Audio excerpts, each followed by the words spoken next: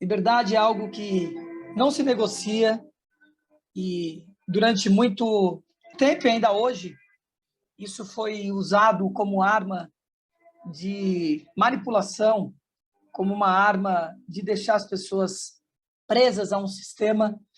E é nesse sentido que nós estamos trabalhando, de realmente libertar as pessoas, dar consciência a elas que elas não dependem de nada nem de ninguém.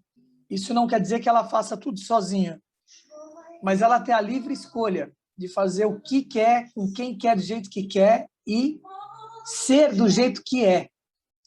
Descobrir qual é a sua identidade e ser reconhecido, reconhecida por isso, e a partir daí se tornar pertencente a um grupo, pertencente a um grupo que preza pela liberdade, pelo respeito, pela ética, que dá asas à imaginação, que está numa vibração positiva, vibração elevada de emoções, de gratidão, de felicidade, de plenitude. Luiz Marcelo, mas isso é possível? Bom, se é possível para um, é possível para todos. É simples assim. Isso não existe isso que uns podem, outros não.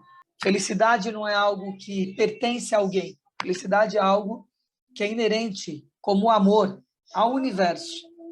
E basta você acessar esse lugar e decidir ser feliz, decidir ter plenitude na sua vida, decidir estar somente em contato com pessoas que realmente vibram de forma elevada. É simples assim. Respeito a si mesmo, respeito ao próximo, esse é o caminho, esse é o lugar, e é disso que nós vamos falar um pouquinho hoje nesse Papo Reto.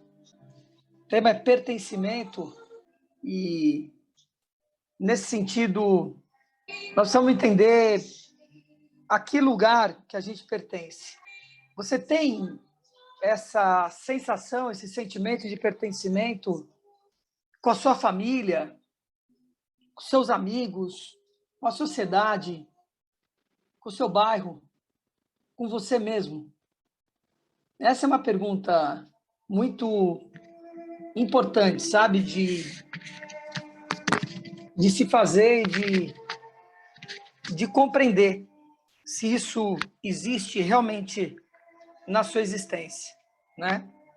Ou se você convive em determinados lugares, inclusive na sua própria casa, mas você não tem esse sentimento de pertencimento, de pertencer àquilo. Parece que é algo deslocado. Isso nós temos vivido muito, temos vivenciado muito nos dias de hoje. E ficou latente, ficou muito presente isso, ficou muito evidente, algo que já existia, mas que estava encoberto pela loucura do dia a dia, que vai te laçando, te enebriando. Então as pessoas não percebiam que isso acontecia, né?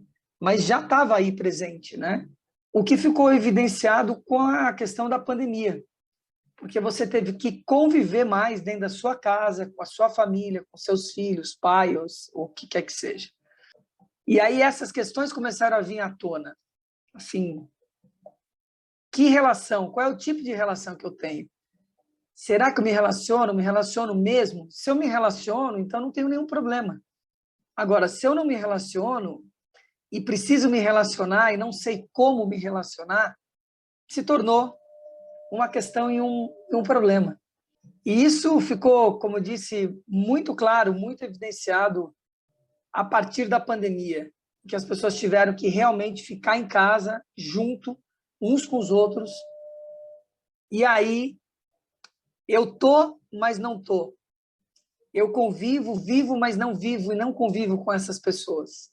Quem são elas? Quem sou eu mesmo? Né? São questões que começaram a ficar muito presentes e latentes com esse período. E aí tem algumas derivações a partir daí que nós vamos falar, né, que são, parece que são bens da humanidade, mas que na realidade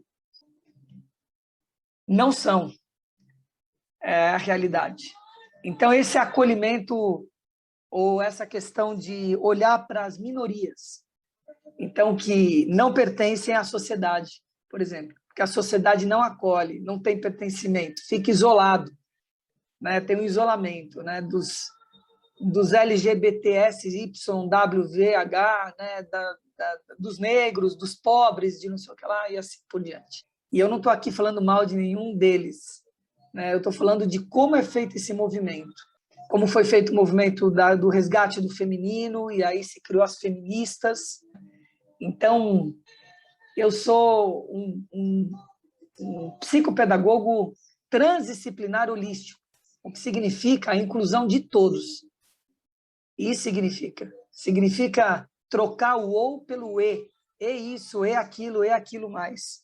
Mas a questão é como se faz esse movimento. É como se vê dentro desse lugar, né? Quem que segrega quem? Quem que está, na realidade, se colocando fora da história ou dentro da história? Essas são perguntas importantes. Eu posso falar com propriedade a respeito disso, porque durante 30 anos eu fui bailarino, né? Então, dança masculina, né? Então, imagina o preconceito que eu não sofri ao longo da minha carreira de 30 anos, né? Casado, com 2 filhas, e assim por diante. Então, posso falar isso com tranquilidade. Posso falar isso com tranquilidade porque sempre fui um cara diferente. Nunca fui um cara dentro do que a gente chama da normose. Normose é a patologia da normalidade. Tem um livro do Jean-Yves Leloup, do Pierre Vaio e do Roberto Cremo. Os 3 escreveram esse livro, né? Normose, a patologia da normalidade. Aquilo que se coloca normal. Então, é um tema complexo, ele não é simples, mas ele parte de dentro de você. Essa é a grande realidade. Ele não parte de outro lugar. Eu tive muita felicidade com essa questão da dança, porque eu nunca me senti parte, eu nunca comprei essa ideia de que parte da sociedade ou um conceito estruturado na humanidade preconceituoso em relação ao homem na dança, de que se está dançando e é homem, é gay, é viadinho, é uma bichinha. Eu nunca comprei essa história, né? Isso para mim foi sempre claro que era um olhar do outro, um olhar preconceituoso, um olhar estruturado por parte da sociedade que nada tinha a ver comigo diretamente. Ao mesmo tempo, era algo que eu acolhia e falava, bom, tudo bem, se essa pessoa vê a dança assim e eu faço parte da dança, então eu também sou parte desse olhar. Mas não significa que eu seja isso 100%, 80%, 40%, ou o que quer que seja.